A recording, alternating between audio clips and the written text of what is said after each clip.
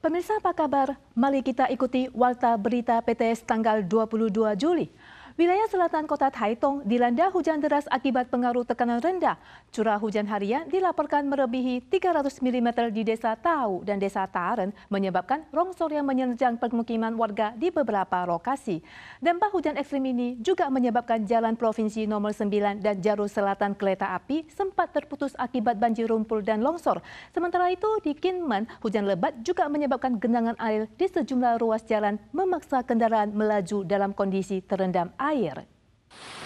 Pemilik rumah di Kampung Taihu, Dusun Tau, Kabupaten Taitung baru saja keluar rumah. Namun saat kembali, ia menemukan bagian belakang rumahnya dipenuhi longsor dan dalam rumah juga digenangi lumpur. Rekaman kamera pengawas di rumah menunjukkan air menggenangi rumah dengan sangat cepat. Ia pun tak bisa berbuat apa-apa. Longsor juga terjadi di dekat Dusun Sangu. Lumpur kuning membanjiri sejumlah rumah. Kondisi Kampung Heping di Dusun Taniau juga sangat mengenaskan. Air terjun longsor muncul di belakang rumah pada komunitas tersebut. Bagian depan rumah menyerupai parit kecil. 晚上3点多一直继续的下这么大的雨，所以上面的山的那个路那个雨就会往那个下到部落来。 Beberapa ruas jalan provinsial nomor 9 di Desa Taimali dan Tau juga putus akibat tertimbun longsor. Jalur kereta penghubung selatan sempat terhenti sementara akibat hujan deras. Longsor akibat tanah lembek juga terjadi di sepanjang lereng Kecamatan Pucuang hingga Desa Tau. Jalur antara kawasan Cipen dan Desa Taimali tergenang air. Penumpang dari Taichung terjebak di stasiun. Sebagian wilayah di Kinmen tergenang air tanggal 21 sore akibat hujan lebat. Mobil dan motor hanya terpaksa menerobos air. Polisi dikerahkan untuk menanggulangi bencana dengan mencoba menggali lumpur dengan tangan untuk mempercepat drainase, namun efeknya tetap terbatas. Seorang lansia berusia 79 tahun ditabrak mobil hingga tewas saat menyeberang dini hari tadi di Kaohsiung. Penyelidikan awal menunjukkan bahwa meski korban menyeberang saat lampu merah, pengemudi tidak berhenti untuk memberikan prioritas kepada pejalan kaki di persimpangan. Korban sempat dilarikan ke rumah sakit tetapi dinyatakan meninggal dunia. SIM pengemudi akan dicabut dan kasus ini telah dilimpahkan ke Kejaksaan Kaohsiung dengan tuduhan kelalaian yang menyebabkan kematian sesuai hukum pidana. Tergeletak dalam kondisi tak sadarkan diri di jalan, pria korban kecelakaan bermarga Lin yang berusia sekitar 79 tahun ini tewas ditabrak mobil saat menyeberang di persimpangan Chengkong First Road dan Yongxing Road di kota Kaohsiung pada dini hari tanggal 22. Kaca depan mobil pelaku pecah parah menandakan kuatnya benturan saat kejadian.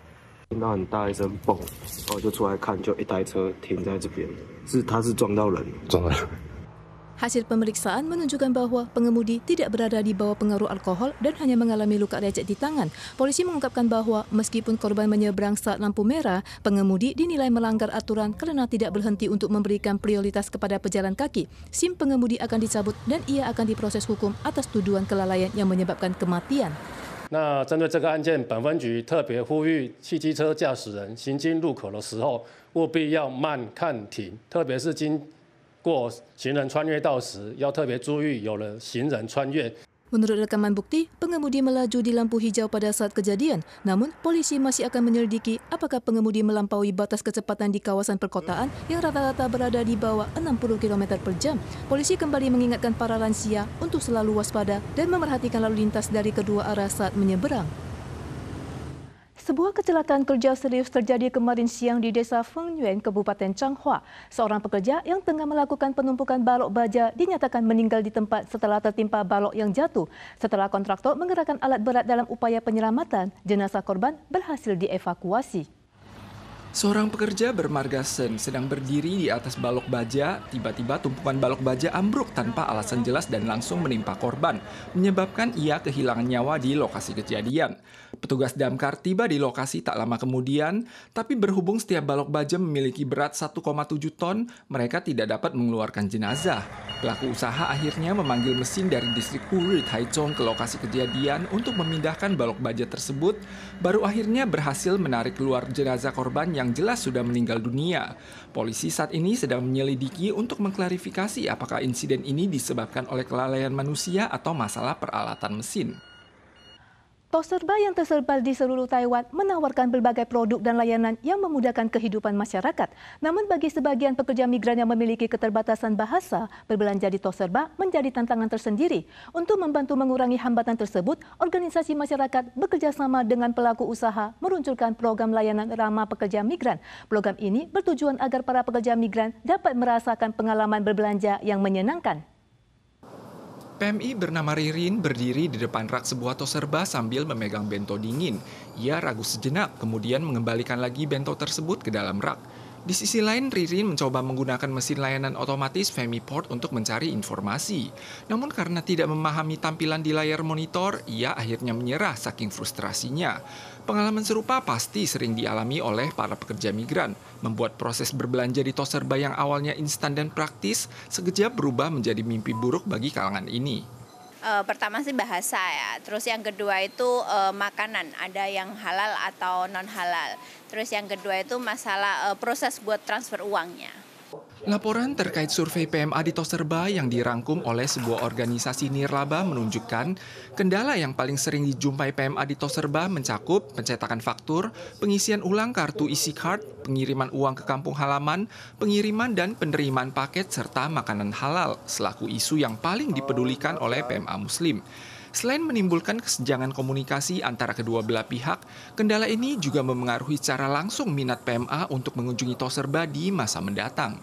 Dalam rangka menyediakan layanan yang beragam dan ramah, 140 dan Family Mart bersama-sama meluncurkan program layanan ramah pekerja migran dengan merancang papan komunikasi untuk pertama kalinya dalam 4 bahasa, termasuk Indonesia, Vietnam, dan Thailand, serta menerapkannya ke dalam sistem FamiPort. Lewat bahasa ibu mereka, PMA dapat menggunakan mesin untuk membayar, mengirim uang, mengisi saldo, bahkan memanggil taksi. Selain itu, Toserba juga terus meluncurkan beragam makanan halal Muslim dan menyisikan zona khusus yang menjual aneka camilan dari Asia Tenggara. 我们一起去设计了一个叫做沟通友善店板。